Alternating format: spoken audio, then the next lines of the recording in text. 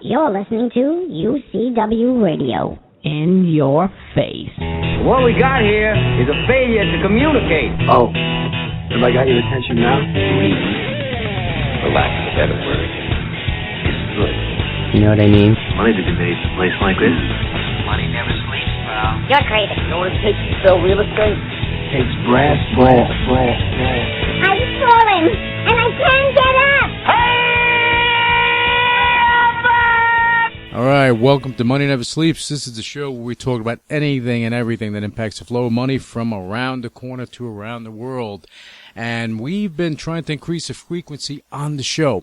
Said it last week, saying it again now, and we're working towards that. You know, I listen to you when you do reach out to the show. I do listen to you. We do listen to you. We try to, make this as comprehensive as possible for our viewers. That's why we touch on certain topics that are informative. I'm not focused on particular stocks, or I'm not, I'm not touting a stock for investors to get in and jump on board and it's going to run to the moon type of thing. I give you some input on and give you my views on whatever the situation is. So we're going to try to make the show a little more frequent. We shortened the length to about 15-minute segments, which is better. It just makes it easier for someone to listen to the show on a regular basis. Okay, now Tesla. If you've been watching the news, whether you're watching CNBC, Fox, Bloomberg, whatever you're listening to, even the mainstream news stations, you know what Elon Musk did. Okay, yeah, he went on a little rant. He pulled a Trump, went on a rant about Tesla going private, him taking the company private.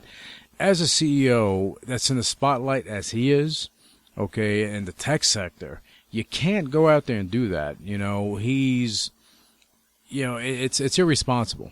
It's irresponsible because you have information that is not public, and for you to say something like that, you're going to have an impact on the stock, okay, one way or the other, on the upside or the downside.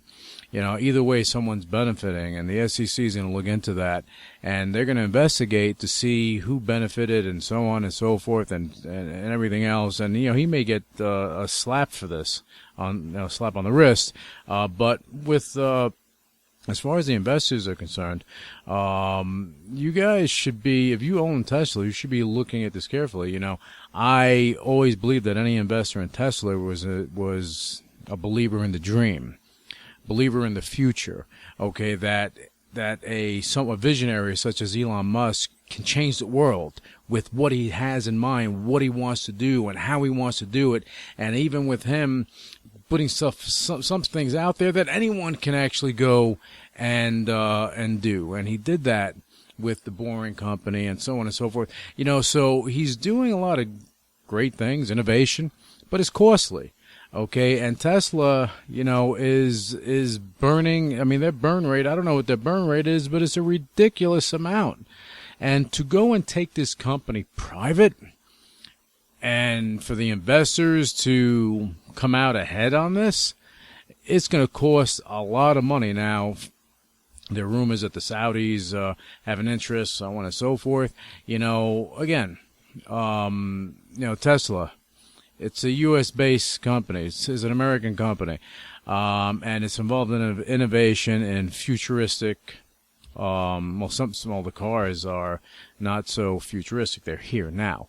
But the innovation and things that they have in the pipeline, really over time, and I'm not talking about a year or two, or just over time, will have an impact on the world. And I really doubt that that they're going to allow that to go into the hands of another country. Okay, so you got to keep that in mind, too. Okay, the investor may come in, whether they have voting rights or whatever, if they're going to fork up billions and billions and billions of dollars to do this, they're not going to do it for nothing. Okay, and Elon Musk, he's not a stupid guy. He knows what he wants to do. I guarantee you, he's tired of having to justify himself to investors and to the media and so on and so forth. Michael Dell went through that with Dell, and when they took the company private, he doesn't have to. He has to answer to his investors. There's no question. You always have to answer to your investors. You have to do the right thing for them. But as far as the media and the scrutiny and everyone pointing and the analysts and everything, Michael Dell doesn't have to deal with that anymore. And Elon Musk doesn't want to deal with it either. This is where this is coming from. It's probably a level of frustration when you have someone that's an innovator that's looking to change the world, and he has to deal with the public scrutiny from the mainstream. Same thing with Mark Zuckerberg and Facebook, and with what's going on there. It's just that heavy scrutiny that you get judged before anything happens. You're always being judged for what you're doing. Okay, so let's see what happens with that. I don't see that being an easy path. I think it's going to take some time if they do take it private, but I don't think it's going to be that easy. All right, now moving on.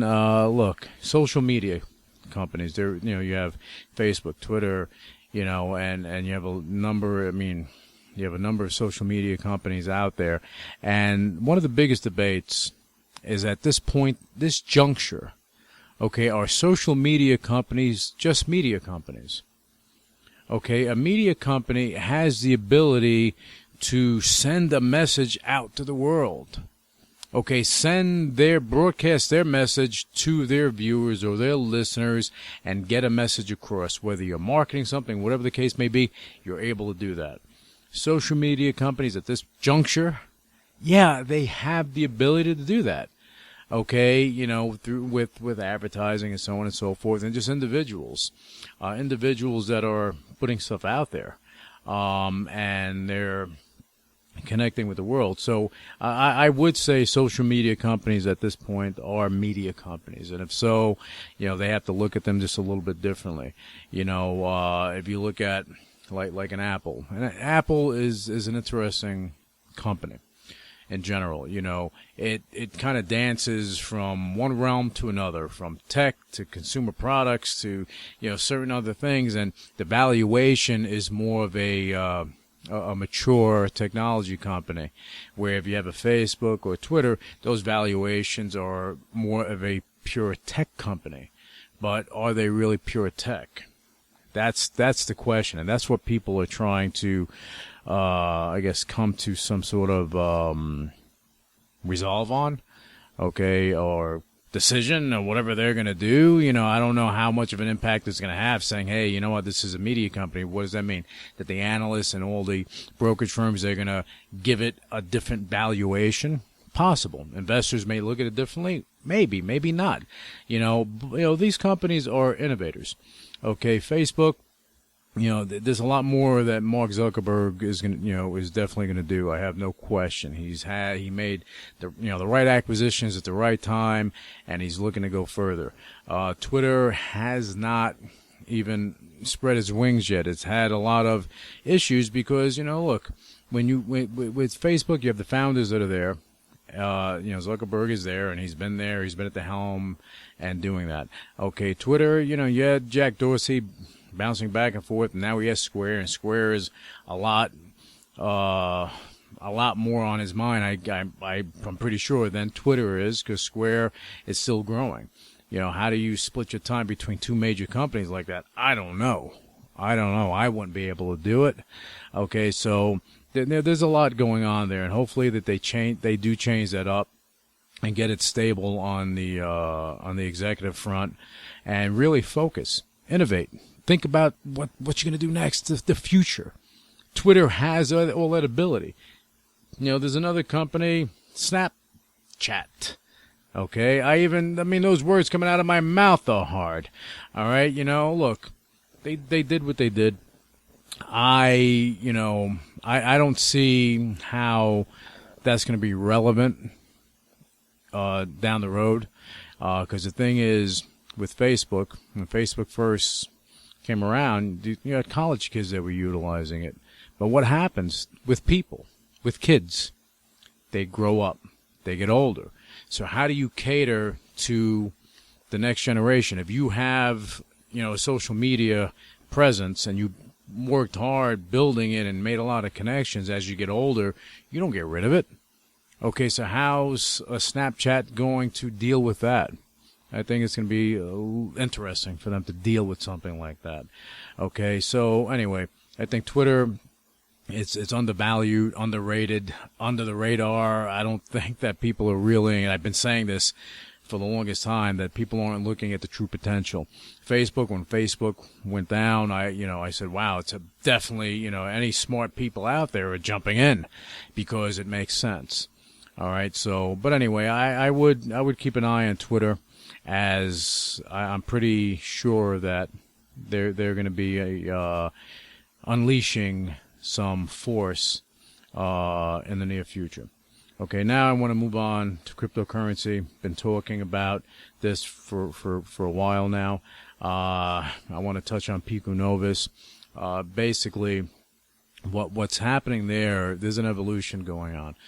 Pico Novus itself, it's a cryptocurrency, it's a digital asset. It was created for business, for businesses to transact on a global scale, to give the power, put the power in their hands, where they're performing transactions efficiently, effectively, cost effectively, okay, and with irrefutable evidence of the transaction. So utilizing the Pico Novus escrow system, utilizing the blockchain technology, utilizing the uber, high security part of it. Pico Novus, as I've been saying on the show, okay, is just warming up with what the possibilities are business-wise and for the reach of the platform. Okay, it hasn't even begun to scratch the surface on the potential, and that's the beauty of it. That's why I really, I'm happy that, for full disclosure, Megahoot, okay, back in March, took over the responsibility of maintaining and enhancing the network. Okay, it was a costly endeavor, but worth it, because we believe in this platform. We believe in what the possibilities are. But for those that aren't familiar with it, I would go to piconovus.com, get more information, learn about it. The wallet is at piconovus.org. Okay, you can see how the system works, how the network works, and the wallet itself was upgraded. It was fully enhanced and changed, and it looks nice. It's functional, and many more things that are going on with that. Okay, and I want to switch gears to talk about the Megahoot Vault. There was a press release that went out today, yesterday, basically letting the world know that the Megahoot Vault, that is also evolving. Okay, the Megahoot Vault is a highly, highly, highly secure platform that allows vault holders, to hold their digital assets. Okay, it's, if I had to paint the picture, I'd paint the picture and say, just imagine walking into your bank and you have security guards wall to wall with massive, weaponry protecting the vault. And then you go in there and you have your safety deposit box. That's where you hold everything.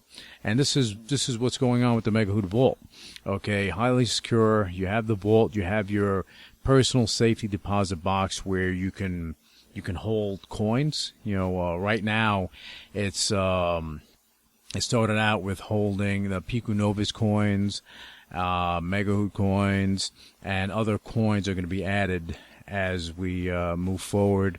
As I said, a press release was put out that the Megahoot Vault is going to be onboarding other coins, many other coins. So it's going to give a lot of possibility for exchanging one coin for another, and basically helping to increase liquidity for various coins. So again, it's something that is a constant evolution, okay, to help create exposure, liquidity, and other functionality, okay, within the Megahoot Vault. Because what can happen is that the Megahoot Vault will also incorporate an escrow system that, again, initially is going to be geared towards Pico Novus because of the high security part of it. And you'll be able to perform certain transactions there, and you'll be able to, again, take your coins, take them out of circulation, and put them in your safety deposit box where no one can see them but you. Again, just a lot of good features that are going to be coming up. You'll have the ability to go and, let's say for real estate, okay, you'll have the ability to digitally execute, securely execute agreements, where you can hold these agreements in your safety deposit box. And when you do that, and if it's part of, whether it's part of a transaction or not, okay, it could also register on the Pico Novus blockchain, which makes it irrefutable. If it's part of a actual coin exchange, it registers on there, and it gives a reference to that agreement. Now, the agreement can only be seen by the parties involved. It's not for public consumption. However, it does show that reference, which is which brings honesty and trust back into the game. You can't mess around. So when you're doing a transaction and you digitally execute those agreements and coins, or put an escrow for a transaction, well, you know what? You know it's above board, and it's legitimate, and it's irrefutable. So, and there are a lot of different functions that are going to be coming to the Megahoot Vault. Right now, if you go to megahootvault.com, you'll see a partial listing of some coins and showing the market cap and what it's trading at now, and so on and so forth. Okay, there'll be a lot more added. There are going to be other coins that are going to be onboarded within the vault itself, and that the vault is megahootvault.org. And when you go there and you set up your vault, you know, you'll be able, you know, right now you can do some things right now, and the next few weeks you'll be doing a lot more. And then a lot more functionality will be included. And again, I'm really excited about this because of the possibilities. How, with what Megahoot is doing, it'll have an impact on the world. And that's what it's about with technology. You want to change the world in some way. Okay, and we're doing what we need to do with Megahoot to have a substantial impact, we believe, over time. Okay, so and you know, again, I want to touch on Bitcoin for a second. You know, people have been looking at Bitcoin. You've had so many comments, so much input. Okay, Bitcoin has gained legitimacy, and it gained legitimacy for the whole sector, you know, by having futures contracts associated with it, and so on and so forth. The only problem with Bitcoin, you know, look, has a global presence, has, you know, global distribution.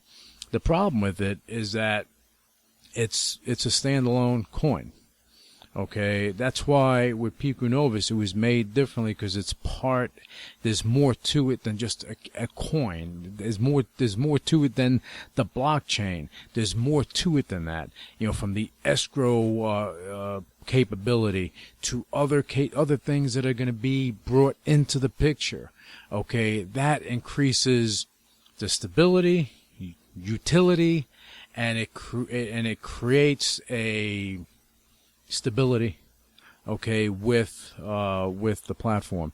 And again, excited about it.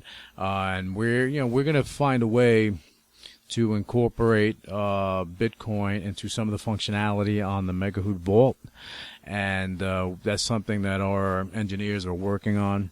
So we look forward to unleashing something in the near future. Okay, now we're coming towards the end of the show now. Went a little longer because I wanted to speak about the cryptos a little bit. But investors, when you have a chance, for those that are active investors and you're looking for those opportunities, you're looking for those ideas, check out Investortute.com. That's Investortute.com. You have the best in the business giving their input, giving their feedback. You have the Nigerian brothers, they're there talking about it on Investortute. They're talking about it on Instagram, on Twitter. They're talking about it on CNBC, the Halftime Report, Fast Money, and they're out there. And they know what they're talking about, whether it be crypto, whether it be stocks, options, even, industry, even commodities. They have all this information. Take the information, use it, and make yourself some money. Okay. On that note, I want to thank you for listening to the show, and I'll be back with you in the next few days with another segment. I'm excited to increase the frequency on this, and I appreciate all of you listening to the show, and thank you.